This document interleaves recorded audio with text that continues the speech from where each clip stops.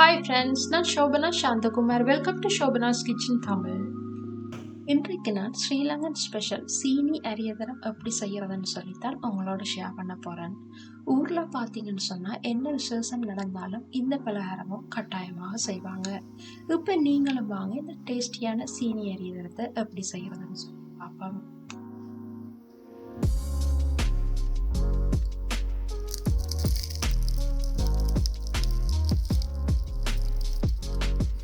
இப்போ இந்த சீனி அரியதரம் செய்யறதுக்காக நான் இந்த கப்பால் 2 கப் வெள்ளை பச்சை அரிசி எடுத்திருக்கிறேன். ஒருவேளை உங்களுக்கு விருப்பம்னு சொன்னால் நீங்கள் சிவப்பு பச்சை அரிசியும் எடுத்துக்கொள்ளலாம், இல்லைன்னு சொன்னால் சிவப்பும் வெள்ளையும் சேர்த்தும் எடுத்துக்கொள்ளலாம். இப்போ நான் இந்த அரிசியை இவ்வாறு 2 அல்லது 3 தரம் நல்லா அலசி கழுவிட்டு ஒரு 10 தொடக்கம் 12 மணித்தியாலம் ஊற விட போகிறேன். எப்போவுமே நீங்கள் இந்த அரியதரம் செய்யறதுக்கு அரிசியை குறைஞ்சது ஒரு 10 மணித்தியாலம் ஊற விட்டீங்கன்னு சொன்னால் தான் எங்களுக்கு அந்த அரியதரம் நல்ல டேஸ்ட்டாக வரும். இப்போ பாருங்க, நாங்கள் இந்த அரிசியை ஊற விட்டு கிட்டத்தட்ட 12 மணித்தியாலம் ஆயிட்டுது. இப்போ நாங்கள் இந்த தண்ணியை வடிச்சு கொள்ளுவோம்.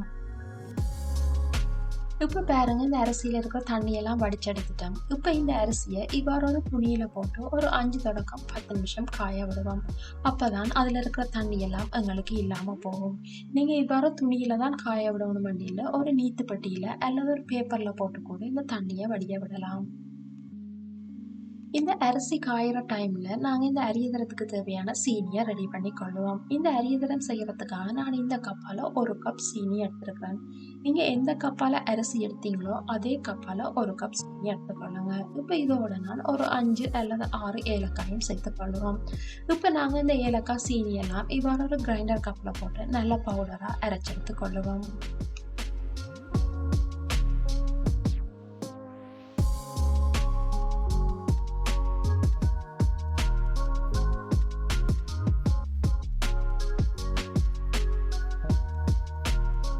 இப்போ நாங்கள் இந்த அரிசியை காய விட்டு கிட்டத்தட்ட 10 நிமிஷம் ஆயிட்டுது. இப்போ நாங்கள் இந்த அரிசியை எப்படி அரைச்செடுக்கிறதுன்னு சொல்லி பார்ப்போம். நீங்கள் இந்த அரிசியை இவ்வாறு கையில் எடுத்து பார்க்கும்போது கையில் ஒட்டாமல் இருக்குமென்னு சொன்னால் அந்த அரிசி எங்களுக்கு ரெடி ஆகிட்டுதுன்னு சொல்லி அர்த்தம். அதே நேரத்தில் கூடவும் காய விடாதீங்க. கூட காஞ்சிட்டேன்னு சொன்னாலும் எங்களுக்கு அந்த மாவில் ஈரத்தன்மை இல்லாமல் போயிடும். இப்போ நாங்கள் இந்த அரிசியை இவ்வாறு ஒரு கிரைண்டர் கப்பில் போட்டு அரைச்செடுப்போம்.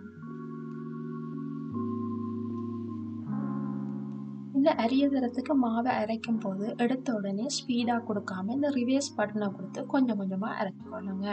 அதுக்கு பிறகு ஆக குறைஞ்சது எவ்வளவு ஸ்பீட் இருக்குதோ அந்த ஸ்பீடில் போட்டு அரைச்சிக்கொள்ளுங்க. இந்த அரியதரத்துக்கு நாங்கள் மாவை ரவை பதத்துக்கு அரைச்செடுத்தோம்னா எங்களுக்கு சரியாக இருக்கும். இப்போ பாருங்க, எங்களை மா அரைப்பட்டிருக்குது. ஆனால் இன்னும் கொஞ்சம் இதில் குறுநலாக இருக்கிறதால நாங்கள் திரும்பவும் இந்த மாவை இன்னொரு தரம் அரைச்சிக்கொள்ளுவோம்.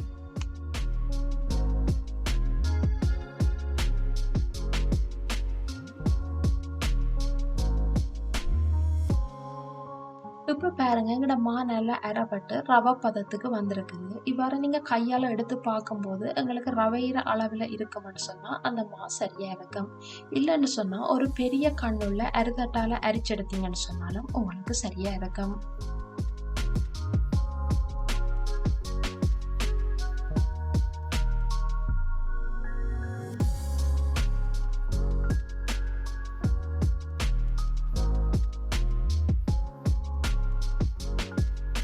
இப்போ பாருங்க, இந்த மா நல்லா அரைப்பட்டு நல்லா ரவை பதத்துக்கு வந்திருக்குது. இப்போ இந்த மாவோட நாங்கள் ஏற்கனவே பவுடர் பண்ணி வச்சிருக்கிற சீனியையும் சேர்த்து கொள்ளுவோம். இப்போ இதோட நாங்கள் ஒரு 1/4 டீஸ்பூன் உப்பும் சேர்த்து கொள்ளுவோம். இப்போ நாங்கள் இந்த சீனியையும் மாவையும் இவ்வாறு நல்லா தொடர்ந்து கிளறி விட்டு கொண்டே இருப்போம். ஊரில் பார்த்தீங்கன்னு சொன்னால் இந்த சீனி அரியதரம் செய்யறதுக்கு சீனியை பானி காய்ச்சி அதை இந்த மாவோட சேர்த்து குழச்செடுப்பாங்க. ஆனால் அது கொஞ்சம் கஷ்டமாக இருக்கும். ஏன்னு சொன்னால் சீனியை நீங்கள் சரியான பதத்தில் பானி காய்ச்சி எடுக்கணும். இல்லைன்னு சொன்னால் இந்த அரியதரம் பொரிச்ச பிறகு அது கல்லாக போயிடும். ஆனால் அதை விட இந்த முறை இலகுவானதாகவும் அதே நேரத்தில் எல்லாராலையும் செய்யக்கூடியதாகவும் இருக்கும். இப்போ பாருங்க, இந்த சீனியெல்லாம் உருகி இந்த மாவோட சேர்ந்து நல்ல ஈரத்தன்மையாக வர தொடங்கி இருக்குது. இந்த மாவில் நான் தண்ணி எதுவுமே சேர்க்காம தான் குழச்செடுத்துருக்கிறேன். இந்த மாவை நான் இந்த பதத்துக்கு குழச்செடுக்கிறதுக்கு எனக்கு கிட்டத்தட்ட 10 நிமிஷம் பிடிச்சது. இப்போ நாங்கள் இந்த மாவை இந்த பவுலில் வச்சு நல்லா அழுத்தி விட்டுட்டு குறைஞ்சது ஒரு 2 தொடக்கம் 3 மணித்தியாலம் மூடி வைப்போம். இந்த டைம் நீங்க இருக்கிற நாட்டை பொறுத்து மாறுபடும். ஏன்னு சொன்னா, நீங்க ஒரு வெப்பமான நாட்டுல வசிக்கிறதா இருந்தா, இந்த மா கெதியா இளகி வந்துரும்.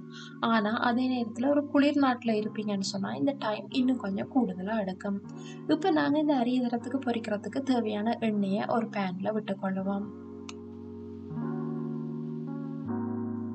இப்ப நாங்க இந்த மாவ மூடி வச்சு கிட்டத்தட்ட 4 மணித்தியாலம் ஆயிட்டுது. இப்ப நாங்க இந்த மா எப்படி வந்திருக்குன்னு சொல்லி திறந்து பார்ப்போம். நாங்க இந்த மாவ ஆரம்பத்துல வச்சத விட இப்ப இன்னும் நல்லா சாஃப்ட் ஆகி நல்லா இளகி வந்திருக்குது. இப்ப நாங்க திரும்பவும் ஒரு தரம் இந்த மாவ ஒரு பவுல் மாதிரி உருட்டி கொள்வோம். திரும்பவும் நீங்க கூடுதலா குழைக்க தேவையில்ல. இவ்வாறு ஒருக்கா உருட்டி எடுத்தீங்கன்னு சொன்னா உங்களுக்கு சரியா இருக்கும்.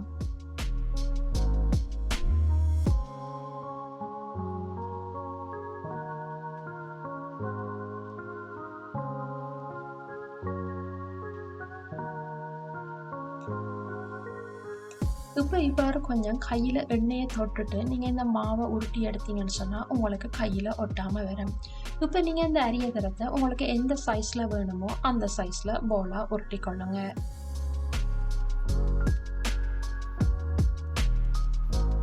இப்ப இவ்வாறு கொஞ்சம் கையில எண்ணெய தொட்டுட்டு நாங்க இந்த மாவ உருட்டி கொள்ளுவோம். ஆக பெருசாவும் இல்லாம, அதே நேரத்துல ஆக சின்னனாவும் இல்லாம நடுத்தர சைஸ்ல எடுத்துக்கொள்ளுவோம். ஒரு தரத்துல எத்தனை அரியதரம் பொரிக்கலாமோ அதுக்கு ஏற்ற அளவு முதல்ல நாங்க மாவ உருட்டி வச்சுட்டு அதுக்கு பிறகு பொரிக்க தொடங்குவோம். இப்ப இந்த மாவ வடிவா பால் மாதிரி உருட்டிட்டு உள்ளங்கையில வச்சு லைட்டா அமர்த்தி விட்டீங்கன்னு சொன்னா உங்களுக்கு சரியா இருக்கும்.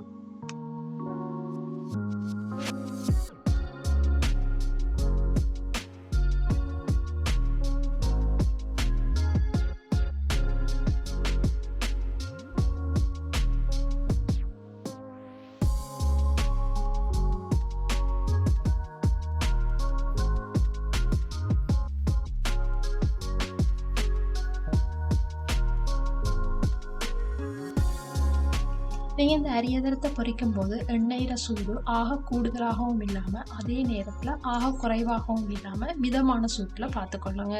ஏன்னு சொன்னா இந்த அரியதரம் கெதியாஸ் வந்துரும். இந்த அரியதரத்த நீங்க பொரிக்கும்போது அடிக்கடி திருப்பி விட்டுக் கொள்ளுங்க. அப்பதான் எங்களுக்கு எல்லா பக்கமும் ஒரே கலரா வந்து சேரும். இல்லன்னு சொன்னா ஒரு பக்கம் மட்டும் கருகின மாதிரி வந்துரும். இப்ப பாருங்க எங்களோட அரியதரம் நல்லா பொரிப்பட்டு நல்லா கோல்டன் ப்ரவுன் கலரா வந்திருக்குது. இப்ப நாங்க இத இறக்கி எடுப்போம். நீங்க இந்த அரியதரத்த பொரிக்கும்போது, எப்பவும் நீங்க எடுத்திருக்கிற எண்ணெயோட அளவுக்கு ஏற்றவாறு போட்டுக்கொள்ளுங்க. ஒருவேளை நீங்க கூடுதலா போட்டுட்டீங்கன்னு சொன்னா, ஒன்றோட ஒன்று ஒட்டி உடைஞ்ச மாதிரி வந்துரும். அதால நீங்க எவ்வளவு எண்ணெய் எடுத்திருக்கிறீங்களோ, அதுக்கேற்ற மாரி போட்டுக்கொள்ளுங்க. இப்ப பாருங்க, நாங்க எங்கட அரியதரமெல்லாம் பொரிச்சு முடிச்சுட்டோம். நாங்க இந்த எடுத்த அளவில இருந்து, அதாவது 2 கப் அரிசியும், 1 கப் சீனியும் அளவில இருந்து 17 பலகாரங்கள நான் பொரிச்சு எடுத்திருக்கிறேன். ஒருவேளை உங்களுக்கு இந்த பலகாரம் பெருசா இருக்குமான்னு சொல்லி நினைச்சீங்கன்னு சொன்னா, நீங்க உங்களுக்கு பிடிச்ச மாரி சின்ன சைஸ்லயும் செய்து கொள்ளலாம். இப்ப பாருங்க நாங்க செய்த அரியதரமெல்லாம் எப்படி வந்திருக்குன்னு சொல்லி, ஒன்று கூட கருகாம எல்லாம் ஒரே கலர்ல, ஒரே சைஸ்ல நல்ல ஷேப்பாவும், வடிவாவும் வந்திருக்குது.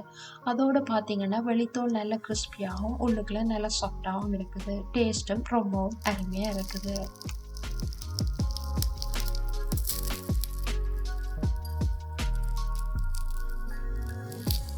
பொதுவாக இந்த அரியதரம் செய்யும்போது பதம் பிழைக்குமான்னு சொல்லி யோசிப்பீங்க. ஆனா, ஒரு தடவை இதே அளவுல, இதே முறையில ட்ரை பண்ணி பாருங்க. ட்ரை பண்ணி பார்த்துட்டு எப்படி இருந்துச்சுன்னு சொல்லி மறக்காம உங்களோட கருத்துக்கள என்னோட பகிர்ந்து கொள்ளுங்க. இன்னும் ஒரு வீடியோவுல இன்னும் ஒரு இன்ட்ரெஸ்டான ரெசிபியோட மீண்டும் சந்திப்போம்.